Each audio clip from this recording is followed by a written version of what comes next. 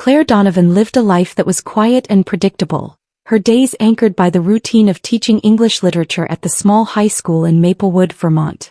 The town, nestled between rolling hills and dense forests, seemed almost frozen in time, its traditions as enduring as its cobblestone streets. To Claire, the quiet was both a refuge and a cage, a balance she had grown adept at maintaining. She loved her work, especially the way her students lit up when she brought the words of Emily Dickinson or Sylvia Plath to life. But beneath her calm exterior was a woman who measured every decision, every word, knowing the consequences of stepping out of line in a community as conservative as Maplewood. Her life began to shift on a crisp autumn morning when Isabel Izzy Harrington strode into the town hall, where Claire and the other teachers were gathered for a school board meeting. Isabel's entrance was impossible to ignore. She was tall and poised, her tailored blazer and confident stride setting her apart from the town's understated sensibilities. Isabel introduced herself as the new director of the school board with a crisp professionalism that commanded attention. Her polished Boston accent carried an air of sophistication, and as she spoke about her vision for modernizing Maplewood's education system, it was clear she intended to make waves. Claire watched from the back of the room, intrigued despite herself. Isabel's words were eloquent but firm, challenging the school's outdated methods and advocating for a curriculum that reflected contemporary values. It was a bold stance, and the room buzzed with a mixture of admiration and resistance. Claire couldn't help but feel a flicker of respect for Isabel's unapologetic confidence. But that admiration quickly gave way to tension during a one-on-one exchange later that day. Isabel had called for a meeting with the faculty to discuss proposed changes to the curriculum, and Claire found herself unexpectedly on the defensive. "I understand the need for progress," Claire said, her tone calm but firm, "but literature isn't just about relevance. It's about timeless truths. The classics have endured for a reason." Isabel leaned back in her chair, her sharp green eyes studying Claire. "I'm not suggesting we abandon the classics," she replied, her voice measured. "But if we don't adapt, we risk losing our students' interest entirely. Literature should challenge them, reflect their lives. Don't you agree?" Claire hesitated, her resolve faltering under Isabel's piercing gaze. "I suppose, in theory. But there's a balance to be struck." "That's exactly what I'm looking for," Isabel said, her lips curving into a faint smile. "I think you and I could find it together." The words hung in the air, charged with a meaning Claire couldn't quite place. She nodded, her throat suddenly dry. "Perhaps." As the weeks passed, Claire and Isabel's paths crossed more frequently, their exchanges growing increasingly layered. At first, their conversations were strictly professional, discussions about teaching strategies and curriculum goals. But there was an undercurrent Claire couldn't ignore, an energy that crackled between them in the brief moments when their eyes met or their hands brushed over a shared document. Isabel's presence was magnetic, her confidence both intimidating and captivating, and Claire found herself lingering after meetings longer than necessary, drawn to the woman she barely understood. For Isabel, the feeling was mutual. She admired Claire's quiet intelligence and the way her passion for teaching shone through even the most mundane discussions. Claire's reserved demeanor intrigued her, and she began to look forward to their interactions, noticing details she hadn't meant to. The way Claire's eyes lit up when she spoke about poetry, the way she tucked a strand of hair behind her ear when she was deep in thought. Isabel knew better than to act on the growing connection, but her resolve wavered with each passing day. The turning point came one chilly afternoon when Isabel found herself alone in the school's modest library. She had been reviewing reports when Claire entered, carrying a stack of books for the upcoming parent-teacher night. Spotting Isabel, Claire hesitated, then smiled politely. "Busy as always." "Part of the job," Isabel replied, setting down her papers. "But I could use a break." "What about you?" Claire shrugged, placing the books on a nearby table. "I like to stay busy. Keeps me focused." Isabel raised an eyebrow, sensing there was more beneath Claire's careful words. "Focused on what?" Claire hesitated, then gestured toward the books. "On things that don't require me to think too much about other things." "Ah," Isabel said, her tone softening. "The other things. Those are the hardest to ignore, aren't they?" Their eyes met, and for a moment the space between them seemed to shrink. Claire felt a flutter of something unfamiliar, a pull she couldn't name. She cleared her throat, breaking the spell. "I should get back to work." Of course, Isabel said, but her gaze lingered as Claire turned to leave. That night, Claire sat in her small kitchen, staring at a cup of tea that had long since gone cold. Her thoughts were a tangle of emotions she couldn't unravel. Isabel Harrington was everything Claire had been taught to avoid: bold, assertive, unafraid of standing out. Yet for the first time in years, Claire felt the stirrings of something she couldn't deny, a longing that both thrilled and terrified her. Isabel, too, found herself replaying their interactions, questioning the wisdom of her growing interest in Claire. She had come to Maplewood to make a difference, to leave her mark on a stagnant system. But now she found herself drawn to something, or someone, unexpected. And as much as she tried to dismiss it, she couldn't shake the feeling that Claire Donovan was going to change everything. The fundraiser had been meticulously planned, a yearly event that brought together the community to celebrate and support the local school. String lights draped across the gymnasium ceiling cast a soft glow over the room, while the scent of freshly baked goods mingled with the crisp autumn air. Claire stood at the front of the room, her voice steady as she addressed the gathered crowd. Her speech, a heartfelt ode to the enduring power of literature, carried a passion that held the audience captive. Books, she said, her tone rising with emotion, are not just collections of words. They are windows into worlds, bridges across time, and reflections of who we are. In times of uncertainty, they remind us of resilience. In times of division, they show us the beauty of understanding. The applause that followed was genuine, filling the room as Claire stepped back from the microphone. Isabel, watching from the edge of the crowd, couldn't take her eyes off her. Claire's conviction had a way of drawing people in, but for Isabel, it was more than admiration. It was magnetic, a force she couldn't resist. As the event wound down, Isabel saw her chance. Claire was placing a stack of books on a table when Isabel approached, her heels clicking softly against the polished floor. "Claire," Isabel said, her voice warm but laced with something deeper. "Can I speak to you for a moment?"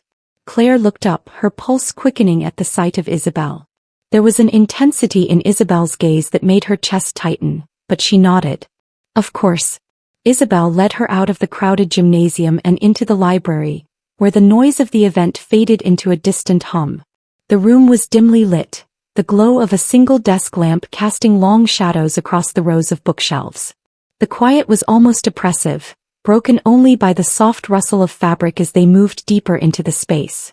"I wanted to tell you," Isabel began, her voice low, "your speech tonight was extraordinary. You have a way of connecting with people that's rare." Claire felt her cheeks flush, the compliment hitting her harder than it should have. "Thank you. That means a lot coming from you." Isabel took a step closer, her eyes searching Claire's face.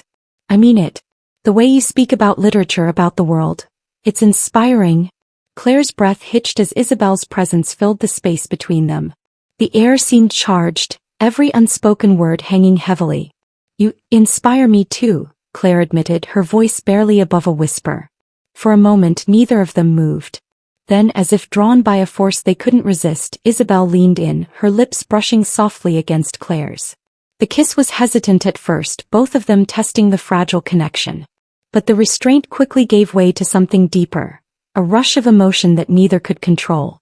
Claire's hands gripped the edge of the table for support, while Isabel cupped her face with a tenderness that belied the intensity of the moment.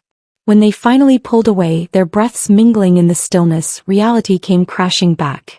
Isabel took a step back, her hand falling to her side.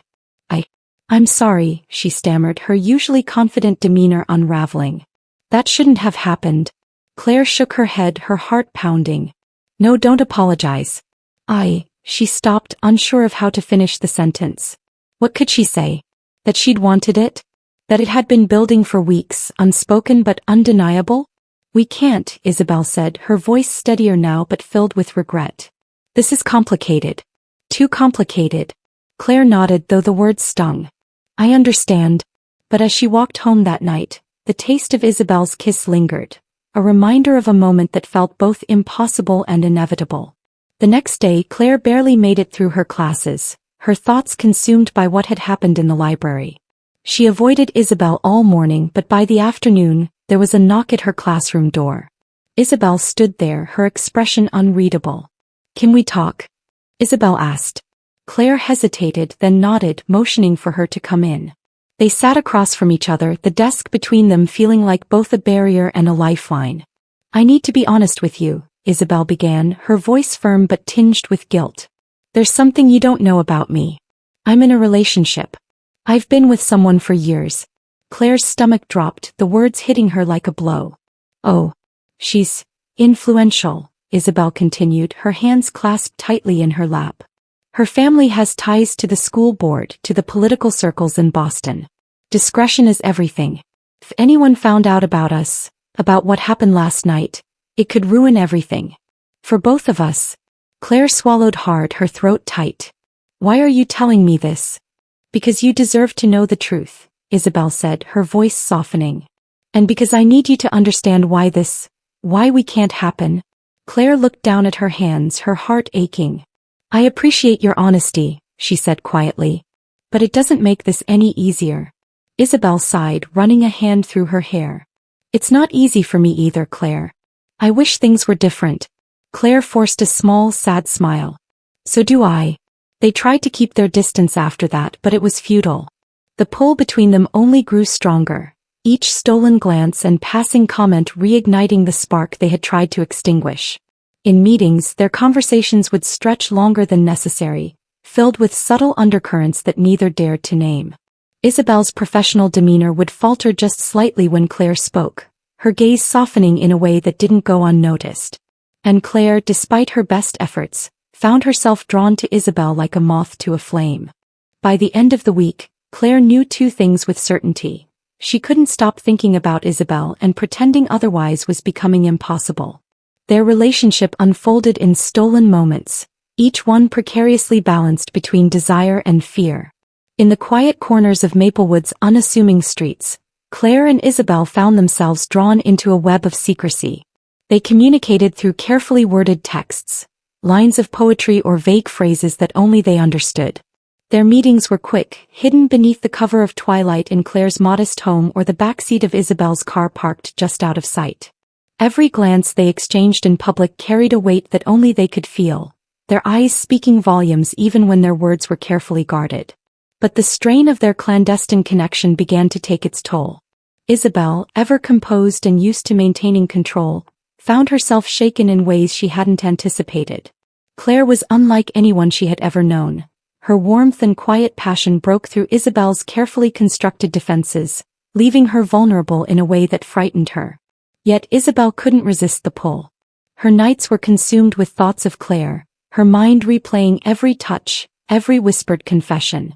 For Claire, the situation was no less agonizing. While her feelings for Isabel deepened with each passing day, so did her guilt. She struggled to reconcile the joy she felt in Isabel's presence with the knowledge that their relationship existed in the shadows. The moments they shared were intoxicating, but they were fleeting, always tinged with the reminder that Isabel belonged to someone else. The tension between them was palpable, and it didn't go unnoticed. Members of the school board began to exchange knowing glances during meetings, their conversations trailing off when Claire or Isabel entered the room. In town, the usual polite smiles of neighbors were replaced with curious looks, their whispers growing louder as the weeks went on. Claire found herself shrinking under the weight of their scrutiny, her steps quicker, her voice quieter.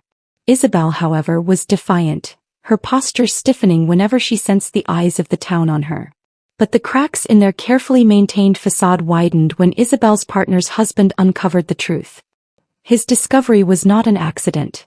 He had long suspected Isabel's growing distance, her late nights and vague explanations. When he confronted her partner, the fallout was immediate and brutal. Armed with his newfound knowledge, he made it clear that he intended to expose Isabel and Claire, wielding his influence like a weapon. The threat came to a head on a chilly evening when Isabel arrived at Claire's home, her face pale and drawn. She paced the length of Claire's living room, her usual confidence replaced by something frantic and raw. "He knows," Isabel said, her voice trembling. "He knows about us." Claire froze, her heart sinking. "What do you mean he knows?" "He confronted her," Isabel said, her words tumbling out in a rush. "He knows everything. And he's threatening to go public. My job, your reputation. He wants to destroy us." Claire sat down heavily on the edge of the couch, her hands gripping the fabric. "What do we do?" We end this, Isabel said, her voice breaking. It's the only way to protect you. The words hit Claire like a blow. She stood, crossing the room to face Isabel. No, she said firmly. I won't let you do that. Claire, Isabel began, but Claire cut her off. No, Claire repeated, her voice rising. You don't get to decide what's best for me. You don't get to push me away because it's easier than fighting for what we have. Isabel's shoulders slumped, the fight draining out of her. I'm trying to protect you, she said softly. I don't need protecting, Claire said, stepping closer. I need you. I need us. And I'm not going to let him take that away. The days that followed were tense, each one a fragile balancing act as they navigated the growing storm. Isabel's partner's husband began to make good on his threats, spreading rumors that reached the ears of both the school board and the town. Claire's students whispered behind her back, their curiosity and judgment cutting deeper than she expected.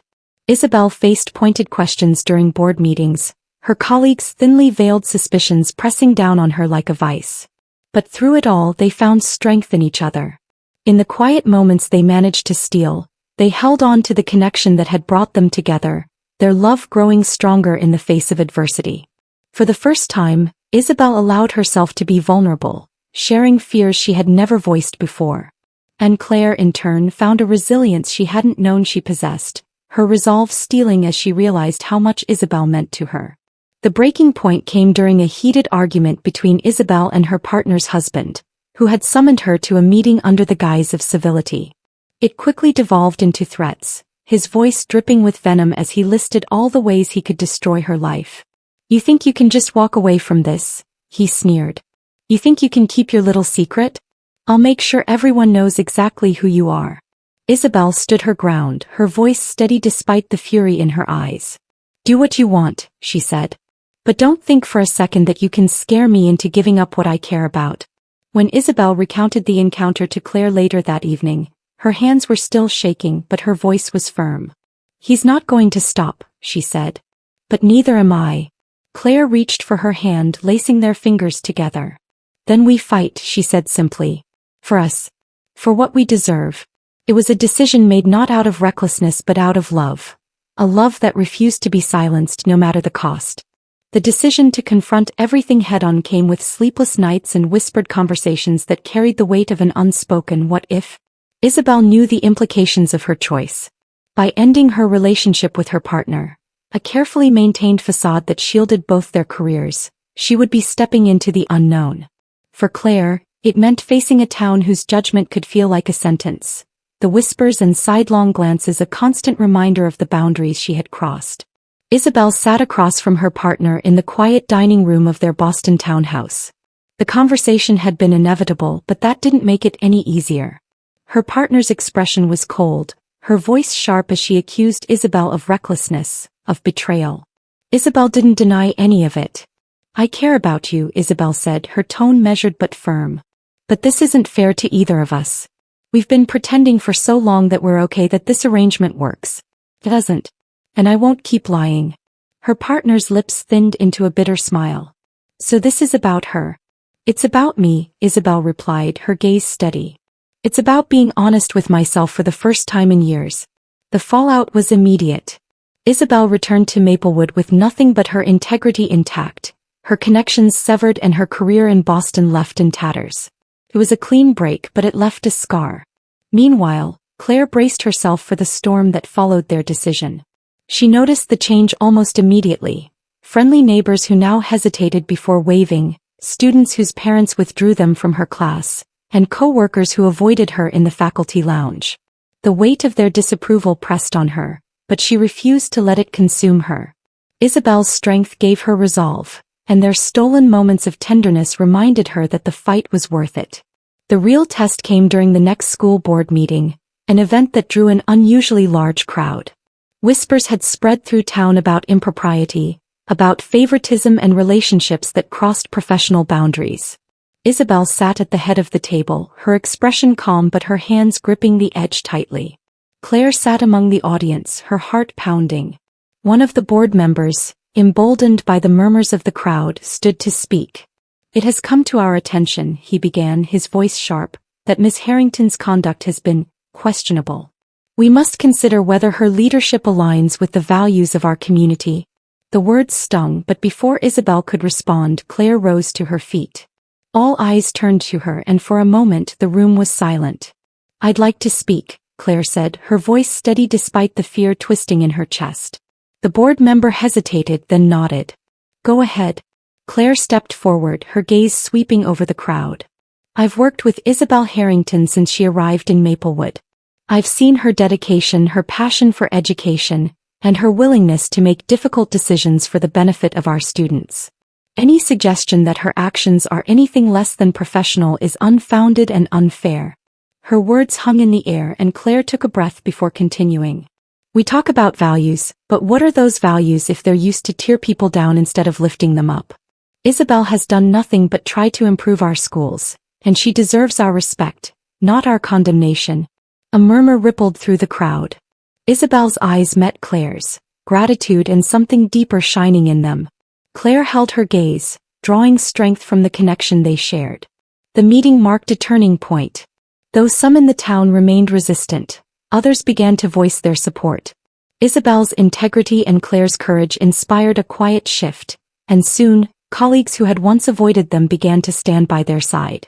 Students and parents, moved by Claire's unwavering defense, reached out with messages of encouragement. It wasn't universal acceptance, but it was enough. Isabel resigned from her position shortly after, choosing to leave the school board rather than continue under the scrutiny of those unwilling to move past their biases. She took on a role as a consultant for an independent educational initiative, her work now untethered from the constraints of Maplewood's conservative values.